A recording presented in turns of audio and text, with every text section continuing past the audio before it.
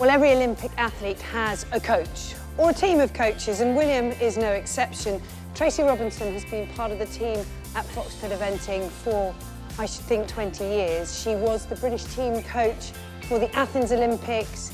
She was all the way through to London, and we're so grateful because she comes here to train not only William, but obviously Bella's making the most of her. You can see here, Kazu trains with her as well. So she comes here on site. She often travels to the big events with us as well. She's a huge part of the team. She knows William inside out. She knows our horses inside out. A big cog in the wheel.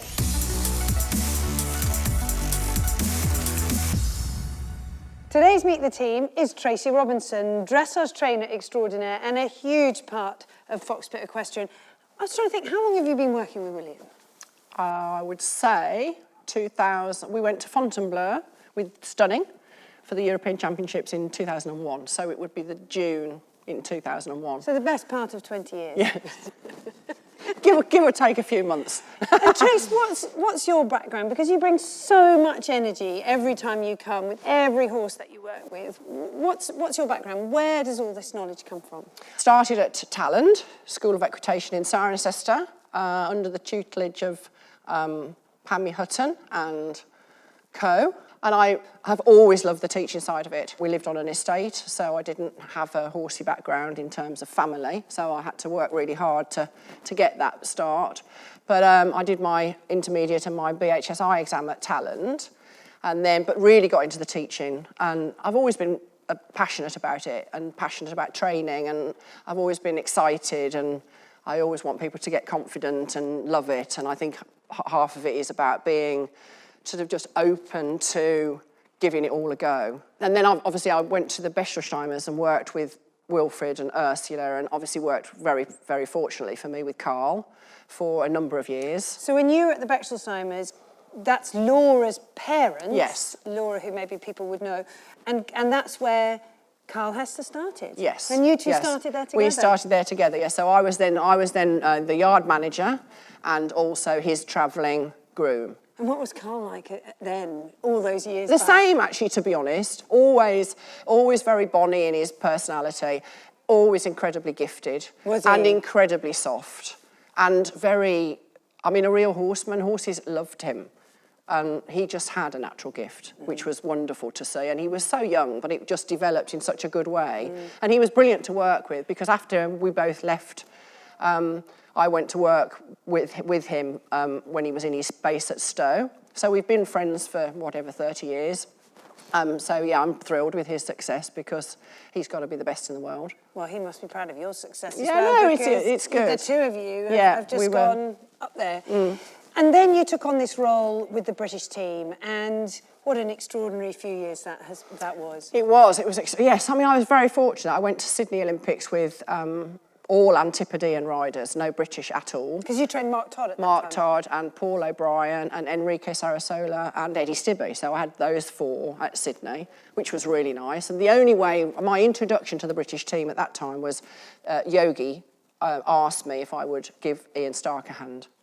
And so that was my little introduction into the British. And then obviously Sydney was over and we all came back and got to work. And then I had a phone call to say, would I consider taking on the team role? So I said I'd have to think about it, which I did. And then I just thought, well, it's an opportunity too good to miss, being involved with the senior team of British Eventing and going to championships with them. And it was great, actually. I mean, what a fantastic I think you won group of riders. Or you supported the riders into winning, 7 golds at Europeans? Yeah. I think 15 medals in all, wasn't it, or something like that.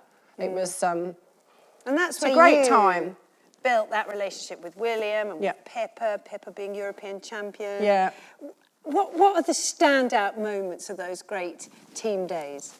Gosh, over the years that's really difficult because there's been quite a few, I think. For me, with you, was when we were in America and they won the gold at the World Equestrian Games and you supported William to win individual silver on Cool Mountain, where none of us had ever thought. No, that was the biggest surprise, I think, for any of us. Yeah, it was. Yeah, no, that is a good moment. I think also Leslie winning the gold at Athens. Because I'd ridden that horse so much for him and we'd worked really hard with it. That was a real sort of a standout achievement. I think, Pippa with Supreme Rock, some beautiful results with him. Yeah. It's amazing to work with so many different riders, all different in the way they work, all different in the way they perform, different in the way they manage themselves. Been lucky, haven't I? I've worked with a group of fantastic horses as well, when you think. And I think that's one of the things that always stands out with me watching you, is that Will maybe will work 7 horses with you, and there's no formula for you. You read what's going on in that moment, whether it's Little Fire or Tamarillo or Lionheart, who struggled with it, or Georgisaurus, who's more natural. I think that's the key, isn't it, really? Is that you assess what you can see in front of you. Never presume or assume. You just have to assess what's happening there and then you have to decide what's the best plan to put that in order. What's best for the horse's personality, what's best for the temperament, what's best for what's actually going on. It indicates how much of the inside leg you've got on, but also how much of the inside leg that he is actually responding to. If he looks left too much, he brings himself a little bit off the contact. Okay. Whereas if you have him left leg, but the emphasis being on the right side, straighten that right side a little bit, say to that's it, that's it, there, well done. Because he was about to, on the curve, just look a little bit too, and then when you straighten it with the right side, that's better, very much keeping that connection between that inside leg and outside rein. You can't just be black and white about it. You've got to be very open. And there's a lot of times when I'll try something and then sort of 2 minutes later I think, I don't like it. It's not working. So the thing to do is say, I don't like it. Let's do something else, because that's not doing what I thought it would do, so let's change our mind. I think it's about that adaptability and the flexibility to work with the individual, because you can't, horses are like us, they're all different, they react differently. And so I think that's the key to just being very relaxed about trying stuff and doing different, having a nice catalogue of exercises that you can just pull from, but actually never being afraid of just making adjustments, changes, doing something that's, maybe not, maybe sort of, a bit off the wall, but actually if it works, it works. It's what makes that horse understand the way it's got to go. What's the biggest challenge training William? I think probably he's liable to go off at a tangent. And he's very good, he can't do it quite so much here, but he is quite good at riding off when he doesn't want to listen. When you've sort of said, William, I think you need to probably, and then he's gone into the distance. So that he's sort of, it's a bit like, so that really, and then I have to go, excuse me, could you come back in the room?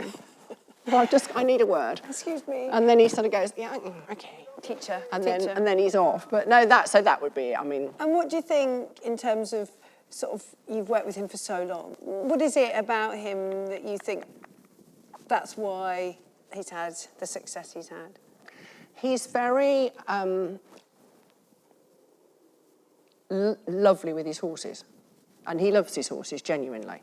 And so he wants to find out what it is that makes that horse work. That's probably why we work together very well, because we're quite happy to play around finding what is the right key for each individual horse. And I think because of that, his relationship with his horses is a real bond. And I think there's a trust and a confidence that he gives that horse, that they believe in him. And therefore, they believe that whatever question he asks, they're able to answer, and I think that makes a great horseman. And you know what, listening to you about that, I'd say if I asked him what he enjoys about training about you, is exactly that, is the confidence and trust he has in you in a tense situation, a relaxed situation, that you've got his best interests, and he'll go with whatever you say. And it's brilliant having you part of the gang. And look at all the other people that come along to join in. It's good, isn't it, though? Yeah. It's lovely to see everybody. Yeah, being able to make the opportunity. It's great, and that's what's really enjoyable, because they're all different. All the horses are different. But, you know, we all want the same thing. We want them to be, you know, we want the riders to have confidence. We want the riders to enjoy it. We want the riders to achieve their dreams. We want them to travel up the escalator and get, at the end of the day, what they really want. But we want the horses to go as well. But the horses have got to be smiling. That's the big deal. The horses have to be soft, relaxed, and they have to smile when they're doing it, because that's what good training is, and that is what I would strive for. Isn't she wonderful? Aren't we lucky? Thank you.